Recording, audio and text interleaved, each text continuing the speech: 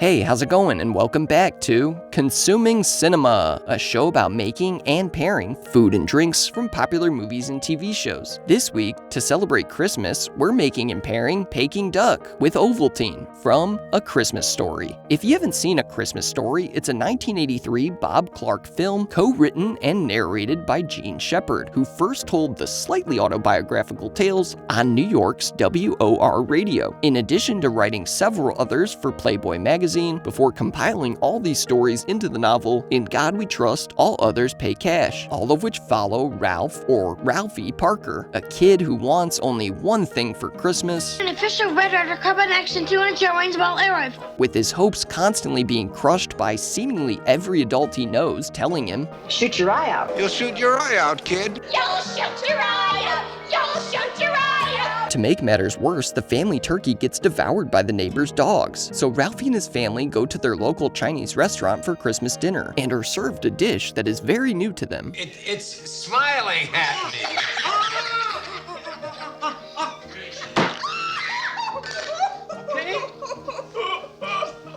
Beautiful. That Christmas would live in our memories as the Christmas when we were introduced to Chinese turkey. Only it's not really Chinese turkey and is actually a dish called Peking Duck. But what to pair with our Peking Duck? Well, earlier in the film, Ralphie receives a decoder pin he sent away from his favorite radio show, Little Orphan Annie. And after decoding the secret message, Ralphie learns an important lesson about advertising courtesy of the show's sponsor. Be sure to drink your Ovaltine. Ovaltine? A crummy commercial? Son of a bitch. But before we get to our Ovaltine, we first have to make our Peking Duck, which starts with a Pekin Duck, which in our case is the American or white Pekin variety. But before we get started on our Pekin Duck, we first have to make our 5-spice, also known as Chinese 5-spice, which starts in a coffee grinder dedicated to spices, the same one seen on our Once Upon a Time in Mexico video you can watch here. And to our spice grinder, we will add 1 cinnamon stick, which we will break in half and grind up on its own, before then adding 6 whole Star Anise pods, which we'll likewise pre-grind, before then adding in the rest of the spices, which include 2 teaspoons of Sichuan Peppercorns, as well as 1.5 teaspoons of whole cloves, and finally 2 tablespoons of fennel seed. And then we're going to grind those spices together, and we want to reserve 1/2 tablespoon of these 5 spices for a bit later. And the rest of it we're going to combine with a few tablespoons of Hoisin sauce, between 2 and 3 I'd say, a knob of grated ginger, as well as a couple cloves of grated garlic, and about 1/2 tablespoon of salt. Then we're just going to mix this all together, adding a little bit more hoisin if necessary. Now it's time to clean our Pekin Duck,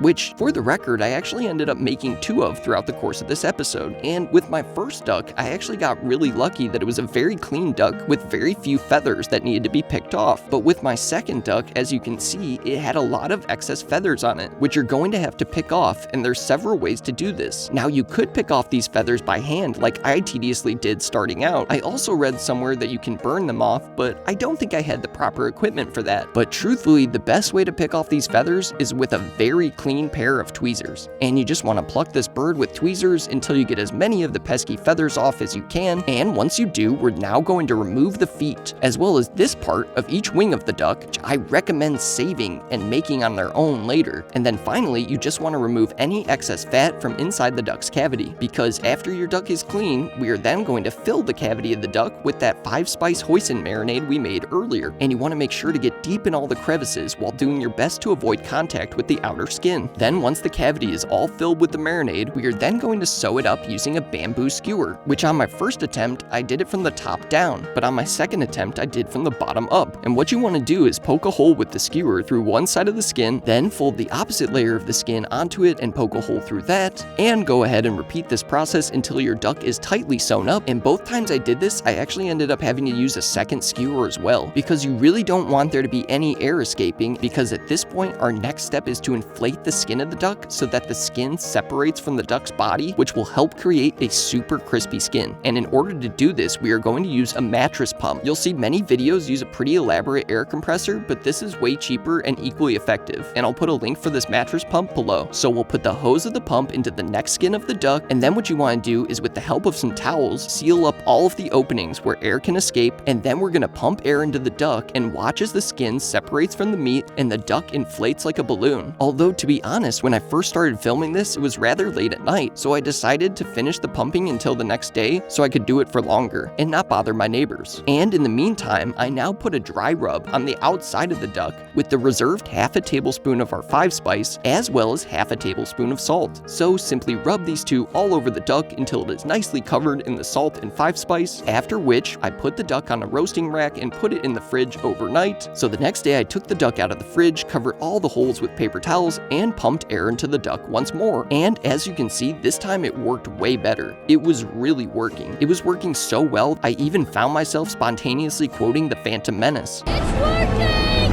It's working!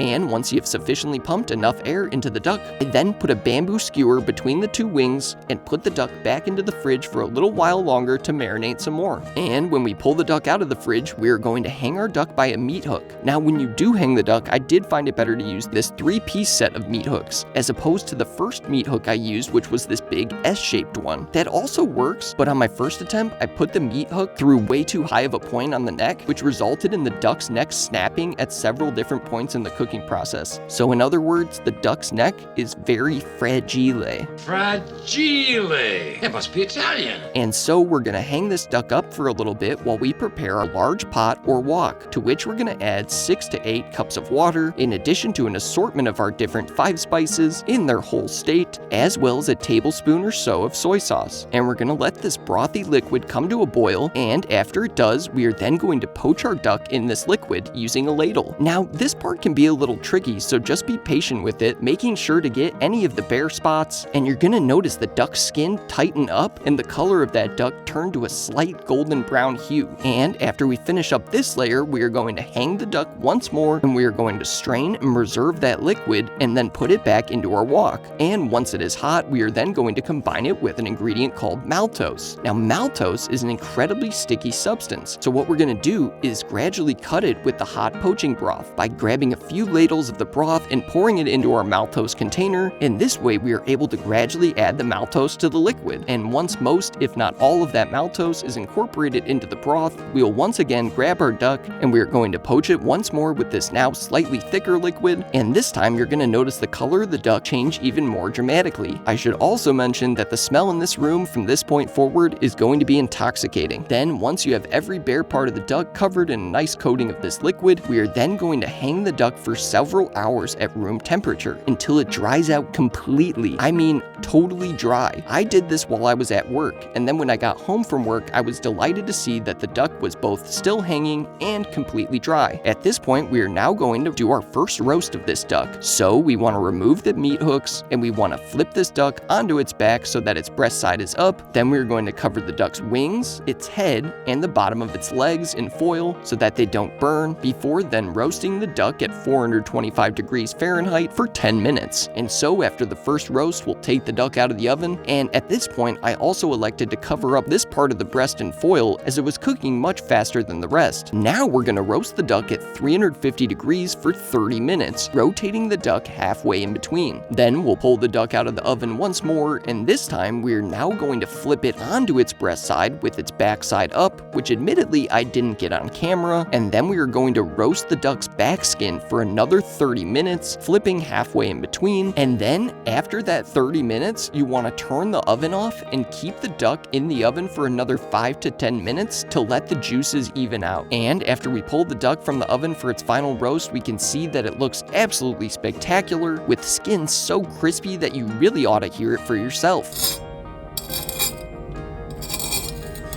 Now what we want to do is transfer this duck onto a towel for it to rest while we make our Ovaltine, which is a powdered malted milk flavoring product introduced in 1904, originally named Ovomaltine, after its two main ingredients, eggs, or ovo, and malt, in case that name didn't make much sense to you. Why do they call it Ovaltine? The mug is round, the jar is round, they should call it Roundtine. That's gold, Jerry, gold! And according to the instructions on the back, we'll make our Ovaltine by combining 8 ounces of milk, for which I'm actually using a nicer brand today, and to this milk we are going to add 2 tablespoons of our Ovaltine powder, and to stir this you could use a traditional spoon or my usual personal preference, a knife, but today I'm going to be using a not so period accurate tool, this milk frother, which Bailey uses to make her chai tea lattes, and this will not only fully mix in the powder, but it will also give our Ovaltine a nice frothy look to its surface as well. And at long last, your Peking Duck with Ovaltine is finally done. Now there's nothing left to do but to cut into this bird and to taste it. And to carve our duck, we are first going to start by removing the crispy back skin. Wait, what am I thinking? I almost forgot one of the most important steps in the process. So with a very sharp knife, we want to line it up near the base of the neck, then with one swift motion we'll cut off the head, eliciting a reaction from Bailey that mirrored Ralphie's mom's in the movie. Nice!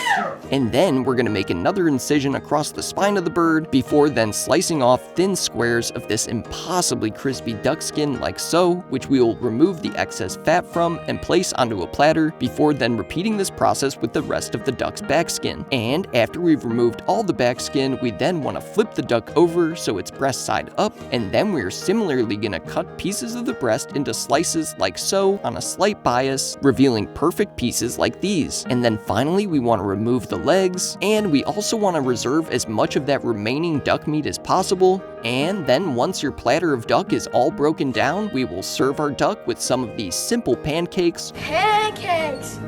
Pancake! Which I made by combining 1 cup of flour with half a cup of boiling water, in addition to a tablespoon of vegetable oil, as well as a tablespoon of sesame oil. I actually only used half a tablespoon on my first attempt, but then used a little more in my second. Then we're just gonna mix this all together. Then you wanna knead this dough until it becomes a nice smooth dough ball, after which you wanna let it rest for around 30 minutes. And then once those 30 minutes are up, we wanna break that dough ball into 10 even pieces, and then you wanna shape each of these pieces into a small disc or hockey puck shape. Next, we're going to use a little bit of oil to separate the 2 layers before putting one of these dough pucks onto another, after which we are going to roll out these pancakes as thin as possible, and quite honestly, they should ideally be even thinner than this. We are then going to cook them on a very lightly oiled skillet until they resemble a tortilla. In addition to our pancakes, we'll serve the duck with some julienne green onion and julienne cucumber, in addition to some chopped cilantro. And don't forget a picture for the official Consuming Cinema Instagram,